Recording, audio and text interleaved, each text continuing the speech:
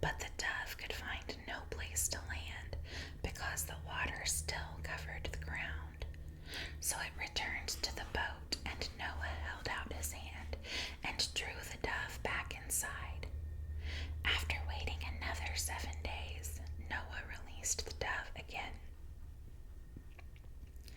This time the dove returned to him in the evening with a fresh olive leaf in its beak. Then Noah knew that the flood waters were almost gone. He waited another 7 days and then released the dove again. This time it did not come back. Noah was now 601 years old. On the first day of the new year, 10.5 months after the flood began, the flood waters had almost dried up from the earth. Noah lifted back the covering of the boat and saw that the surface of the ground was drying. 2 more months went by, and at last the earth was dry. Then God said to Noah, "Leave the boat, all of you, you and your wife and your sons and their wives. Release all the animals, the birds, the livestock, and the small animals that scurry along the ground, so they can be fruitful and multiply throughout the earth." So Noah, his wife, and his sons and their wives left the boat, and all of the large and small animals and birds came out of the boat, pair by pair. Then Noah built an altar to the Lord, and there he sacrificed as burnt offerings the animals and birds that had been approved for that purpose. And the Lord was pleased with the aroma of the sacrifice, and said to himself, "I will never again curse the ground because of the human race, even though everything they think or imagine is bent toward evil from childhood. I will never again destroy all living things. As long as the earth remains, there will be planting and harvest, cold and heat, summer and winter, day and night." Then God blessed Noah and his sons and told them, "Be fruitful and multiply. Fill the earth, all the animals of the earth, all the birds of the sky, all the small animals that scurry along the ground, and all the fish in the sea will look on you with fear and terror. I have placed them in your power. I have given them to you for food, just as I have given you grain and vegetables. But you must never eat any meat that still has the lifeblood in it. And I will require the blood of anyone who takes another person's life. If a wild animal kills a person, it must die. And anyone who murders a fellow human must die. If anyone takes a human life, that person's life will also be taken by human hands. For God made human beings in his own image. Now be fruitful and multiply, and repopulate the earth." Then God told Noah and his sons, "I hereby confirm my covenant with you and your descendants, and with all the animals that were on the boat with you, the birds, the livestock, and all the wild animals, every living thing on earth. Yes, I am confirming my covenant with you. Never again will flood waters kill all living creatures. Never again will a flood destroy the earth." Then God said, "I am giving you a sign of my covenant with you and with all living creatures for all generations to come. I have placed my rainbow in the clouds. It is the sign of my covenant with you and with all the earth.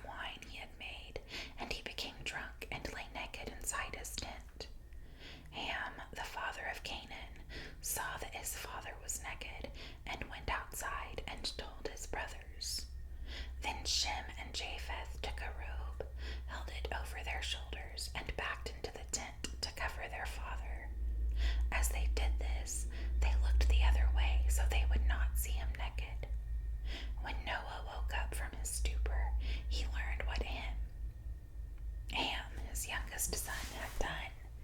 Then he cursed Canaan, the son of Ham. May Canaan be cursed. May he be the lowest of servants to his relatives. Then Noah said, May the Lord, the God of Shem, be blessed, and may Canaan be his servant. May God expand the territory of Japheth. May Japheth share the prosperity of Shem, and may Canaan be his servant. Noah lived another 350 years after the great flood. He lived 950 years, and then he died. Chapter 10. This is the account of the families of Shem, Ham, and Japheth, the three sons of Noah. Many children were born to them after the great flood. The descendants of Japheth were Gomer, Magog, Madai, Javan, Tubal, Meshach, and Tiras. The descendants of Gomer were Ashkenaz, Riphath, and Togarmah. The descendants of Javan were Elisha, Tarshish, Kittim, and Rodanim. Their descendants became the seafaring peoples that spread out to various lands, each identified by its own language, clan, and national identity.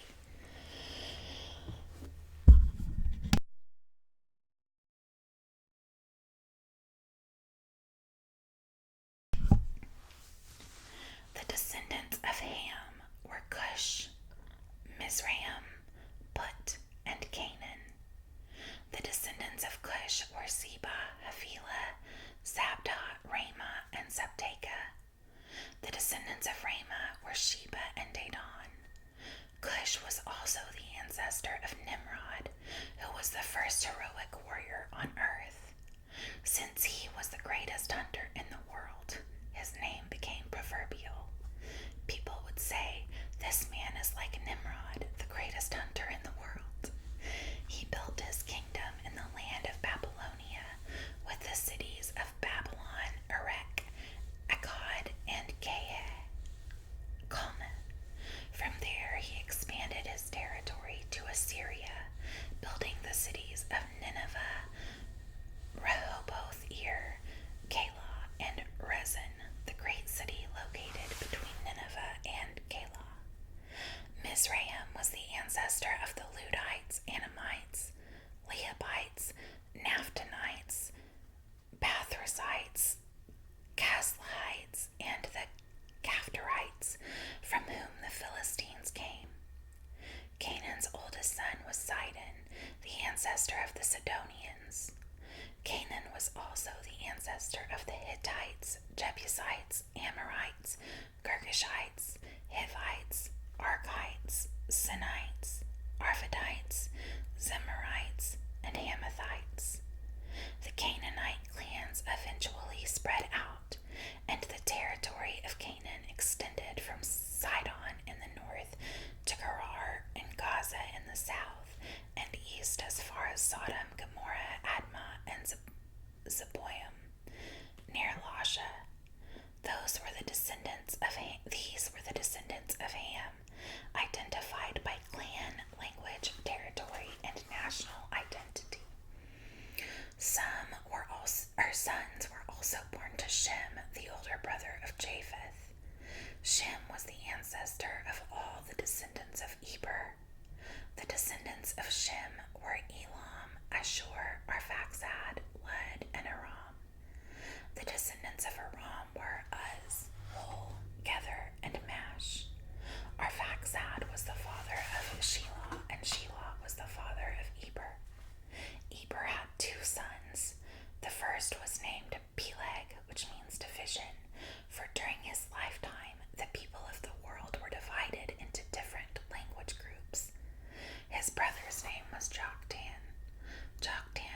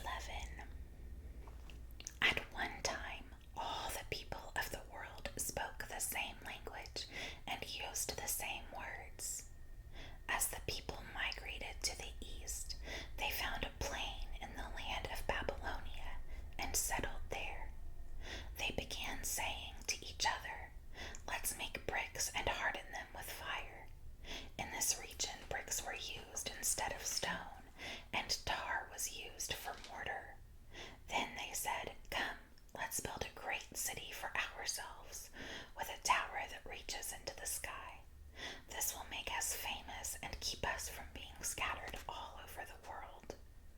But the Lord came down to look at the city and the tower the people were building. Look, he said, the people are united and they all speak the same language. After this, nothing they set out to do will be impossible for them. Come, let's go down and confuse the people with different languages. Then they won't be able to understand each other.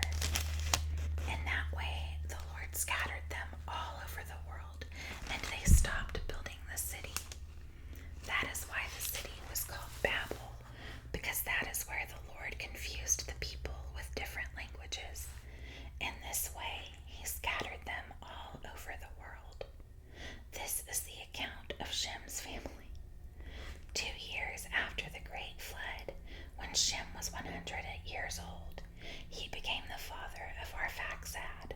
After the birth of Arphaxad, Shem lived another 500 years and had other sons and daughters. When Arphaxad was 35 years old, he became the father of Shelah. After the birth of Shelah, Arphaxad lived another 403 years and had other sons and daughters. When Shelah was 30 years old, he became the father of Eber.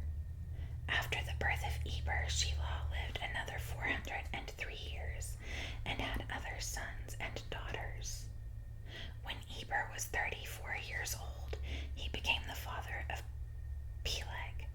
After the birth of Peleg, Eber lived another 430 years and had other sons and daughters.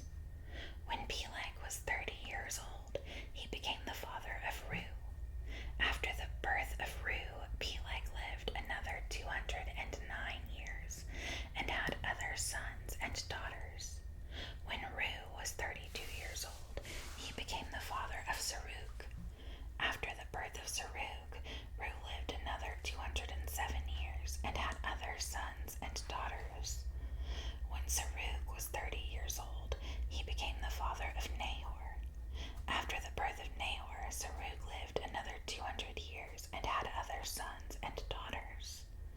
When Nahor was 29 years old, he became the father of Terah. After the birth of Terah, Nahor lived another 119 years and had other sons and daughters. After Terah was 70 years old, he became the father of Abram, Nahor, and Haran. This is the account of Terah's family. Terah was the father of Abram, Nahor, and Haran was the father of Lot. But Haran died in Ur of the Chaldeans, the land of his birth, while his father Terah was still living. Meanwhile, Abram and Nahor both married. The name of Abram's wife was Sarai, and the name of Nahor's wife was Milcah. Milcah and her sister Iscah were daughters of Nahor's brother Haran. But Sarai was unable to become pregnant and had no children. One day, Terah took his son Abram, his daughter-in-law Sarai, his son Abram's wife, and his grandson Lot, his son Haran's child,